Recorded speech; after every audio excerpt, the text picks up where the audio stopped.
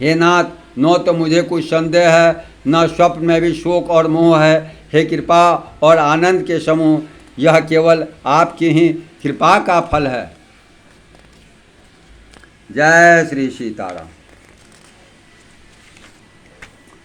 तथापि हे कृपा निधान, मैं आपसे धृष्टता करता हूँ। मैं सेवक हूँ और आप सेवक को सुख देने वाले हैं। इसी मेरी धृष्टता को क्षमा कीजिए और मेरे प्रश्न का उत्तर देकर सुख दीजिए।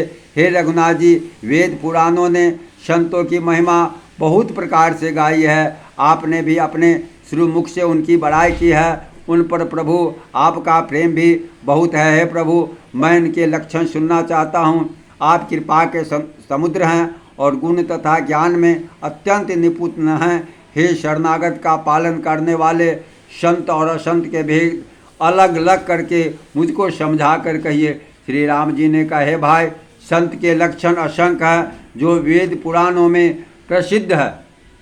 संत और असंतों की करनी ऐसी है जैसे कुल्हाड़ी और चंदन का आचरण होता है।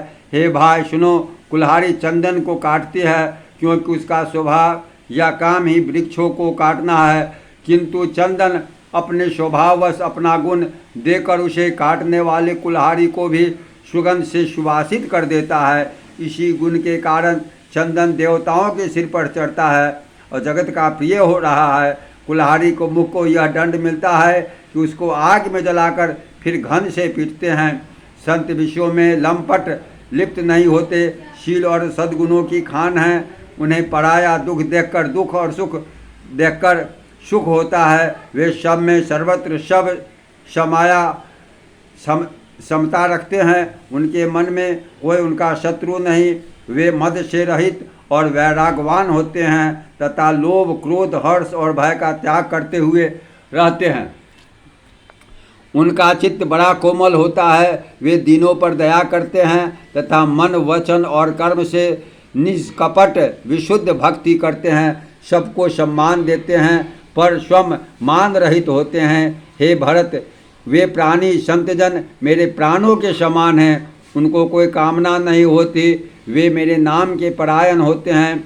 शांति, वैराग्य और ब्राह्मण के चरणों में प्रीति होती है जो धर्मों को उत्पन्न करने वाली होती है। हे तात, ये सब लक्षण जिसके हृदय में बसते हैं उनको सदा सच्चा संत जानना, जो मन के विग्रह, इंद्रियों के निग्रह, नियम और नीति से कभी विचलित नहीं होते, जो मुख से कभी कठोर वचन नहीं बोलते। जय श्री सीता।